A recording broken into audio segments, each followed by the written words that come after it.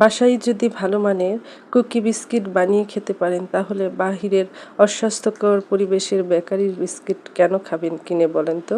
Hello guys, আসসালামু আলাইকুম। কেমন আছেন সবাই? আজ আমি আপনাদেরকে কুকি বিস্কিট বানিয়ে দেখাবো। প্রথমে 1 কাপ ময়দা নিলাম, তার সঙ্গে নিয়ে নিলাম 1 চা চামচ পরিমাণ বেকিং পাউডার। এরপর দিয়ে দিচ্ছি 1 টেবিল চামচ পরিমাণ গুঁড়ো দুধ। 10 টাকার 1 প্যাকেটে এই পরিমাণই থাকে।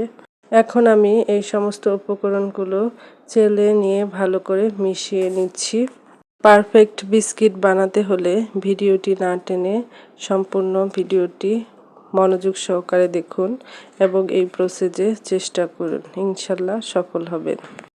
এখন শুকনো উপকরণগুলো সাইডে রেখে আলাদা একটি পাত্রে 120 গ্রাম পরিমাণ বাটার নিয়ে নিচ্ছি এবং তার সঙ্গে আইসিং সুগার মিলাবো 4 টেবিল চামচ।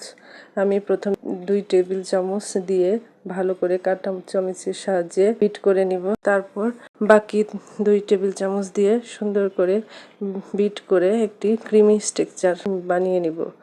আর যে পর্যন্ত বাটারের কালার চেঞ্জ না হবে সে পর্যন্ত আমি বিট করতেই থাকবো। এরপর একটি ডিম ভেঙে ভালো করে ফেটিয়ে বাটারের সঙ্গে মিশিয়ে নেড়ে ছেড়ে যতটা সম্ভব মেশানো যায় মিশিয়ে নেব। এরপর সমস্ত বাটারগুলোকে শুকনো উপকরণের সঙ্গে মিশিয়ে ঘড়ির কাঁটার মতো একদিক থেকে ঘুরিয়ে ঘুরিয়ে মেশাতে থাকবো। খুব বেশি মেশাবো না, এতে করে বাটারগুলো তেল ছেড়ে দিতে পারে।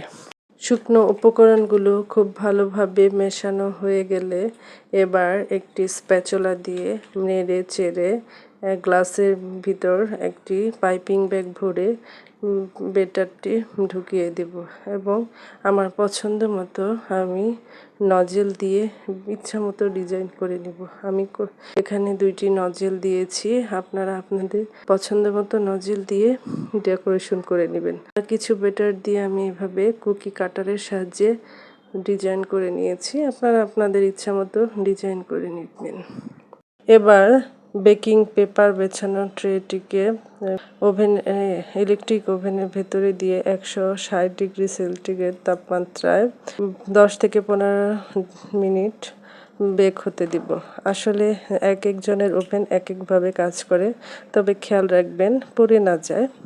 দেখার সৌন্দর্যের জন্য আমি বিস্কিটগুলির মাঝখানে কিছুটা ফ্রুট কালার লাগিয়ে দিয়েছিলাম। আপনারা চাইলে টুটি ফুটি দিতে পারেন, আপনাদের ইচ্ছা মতো আর কি ডেকোরেশন। যাই হোক, ওভেন থেকে বের করার পর আমার বিস্কিটগুলো এমন হয়েছে। কিছুটা এখন নরম মনে হলেও ঠান্ডা হওয়ার পরে কিন্তু বিস্কিটগুলি শক্ত হয়ে যাবে এবং আপনারা চাইলে এভাবে বেশি করে বিস্কিট বানিয়ে সংরক্ষণ করতে পারবেন।